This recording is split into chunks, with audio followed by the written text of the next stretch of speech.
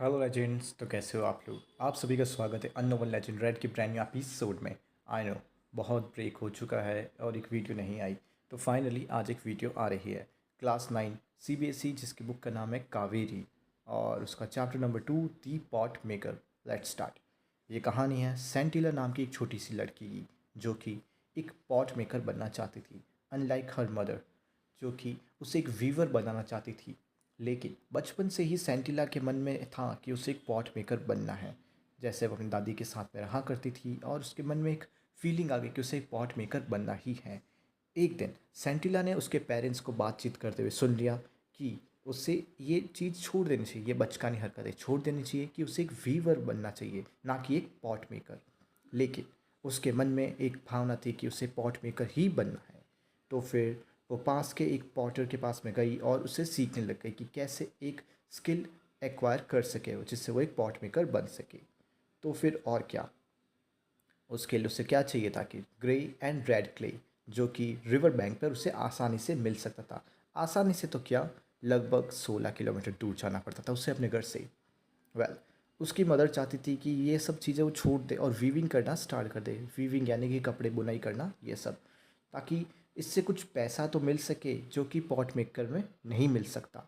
इससे वो घर का खर्चा भी निकाल लेगी, ऐसा उसकी मम्मी का मानना था।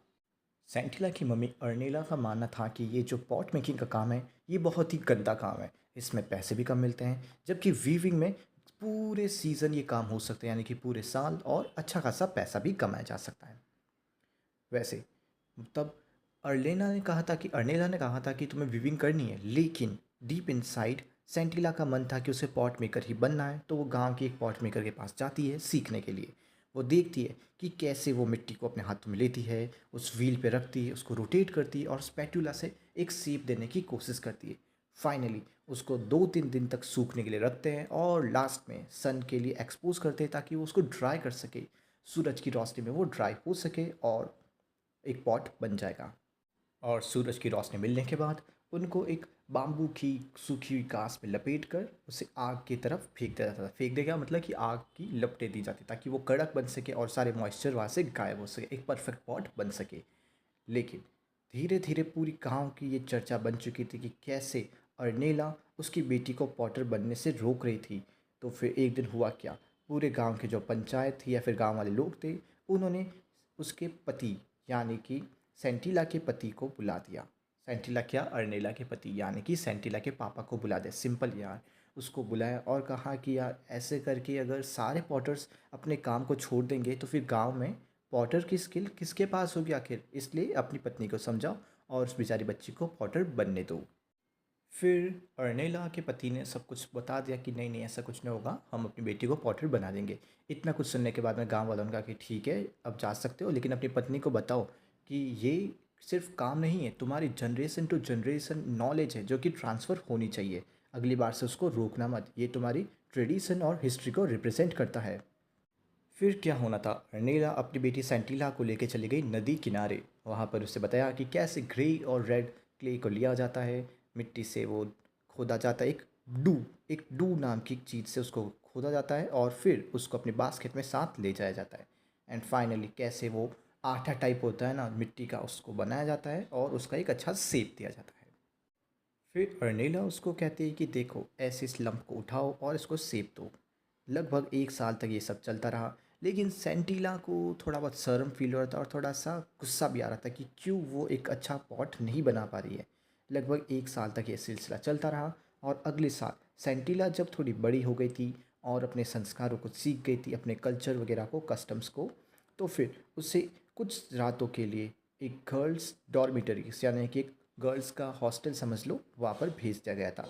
जहाँ पर एक मिडल एज्ड विडो, एक थोड़ी सी बुजुर्ग तो नहीं कह सकते पर बीच की एज की एक विडो के पास में भेजा जाता जिसका नाम था ओनुला। ओनुला जो कि एक आंटी जैसी थी। वहाँ पर सारी लड़कियाँ जाती थी और कुछ चीज़ें सीखती थी और एक म्यूज़िकल इवनिंग भी वहाँ पर हुआ करती थी हर रात को, जहाँ पर बच्चे खुशी खुशी रहते थे। वहाँ पर उसे क्ले की ट्रेनिंग दी जाती कि कैसे मटकी वगैरह बनाए और ऐसे ही डेली जो स्किल्स की ज़रूरत होती वो उसे सिखाई गई थी। जैसे ही ओनुला ने देखा कि ये सेंटिला ये क्या कर रही है, ये तो बिल्कुल भी अच्छा शेप नहीं आ रहा इन पॉट्स में, तो फिर उसने कहा कि देखो अगली बार जब तुम अपनी मम्मी के साथ जाओ ना, तो देखना कि कैसे वो अपने लेफ्ट हैंड का यूज़ करती है, स्पैटुला से इसको सेब देती है इस मटके के मुंह को। तब जाके वो समझी, अच्छा ये मिस्टेक है क्या। तब जाकर वो धीरे धीरे सीख गई कि कैसे इसको एक अच्छा सेब दिया जाए। एक दिन सेंटिला ने कहा कि हमें जितना हो सके उतने ज़्यादा पॉट्स जल्दी से जल्दी बनाने होंगे, ताकि उन्हें टाइम मिल सके, वो सूरज की गर्मी में सूख सके। एक दिन जैसे ही वो काम कर रहे थे, तो फिर अरिंडा ने कहा कि भाई मुझसे बहुत हो गया, मेरा अब सिर दर्द कर रहा है, कमर दर्द भी हो रही है, अब तुम जितना हो सके उतने पॉट्स बना दो और चले जाना। फिर सेंटिला ने सीखा कि कैसे उस डॉग को अच्छे से बनाया जाए, परफेक्ट कोऑर्डिनेशन के साथ, और अपने लेफ्ट हैंड का यूज़ करके उसको एक अच्छा शेप दे सके। अब धीरे धीरे सेंटिला अच्छे से मटकी बनाना सीख चुकी थी। अब जैसे ही उसको मोमेंटम मिला, तो फिर वो एक स्प्रिंटर यानी कि धावक की तरह जल्दी जल्दी नई नई मटकियाँ बनाते गई, यानी कि अपना पूरा जितना भी डो था उससे मटकियाँ बना दी। और वो अपनी मम्मी से मिलने गई कि देखो मम्मी, मैंने मटकी बना दी। पर जैसे ही वो अंदर पहुंची, तो उसने देखा कि उसकी मम्मी ज़मीन पे गिरी हुई थी, जैसे सांस नहीं आ रही थी। वो पूरे गांव में दौड़ने के लिए गई कि प्लीज़ कोई हेल्प करो, कोई हेल्प करो। किसी को समझ नहीं आ रहा कि क्या हुआ, पर ओनुला ने सुन लिया और वो गई देखने के लिए। पर वहाँ पर जाने से पहले उसने देखा कि इतनी सारी मटकियाँ बनी हुई है, ये किसी एक इंसान का तो काम नहीं हो सकता है। तो वो गई जल्दी से वहाँ पर ये सब देख कर कि उसकी मम्मी का क्या हालात है। फिर थोड़ी देर में अरेंडा होश में आ गई, और उसने बाहर जाकर देखा कि कैसे एक अच्छा सा सेट ऑफ पॉटर्स, एक अच्छा सा पॉट का सिस्टम वहाँ पर बैठा हुआ था, यानी कि बहुत सारी मटकियाँ बनाई हुई थी। तब वो समझ गई कि आज एक नए पॉटर का जन्म हुआ है। So thanks for listening guys legends. ये चैप्टर यही ओवर होता है। इसके राइटर का नाम था टेम्सुला ए ओ।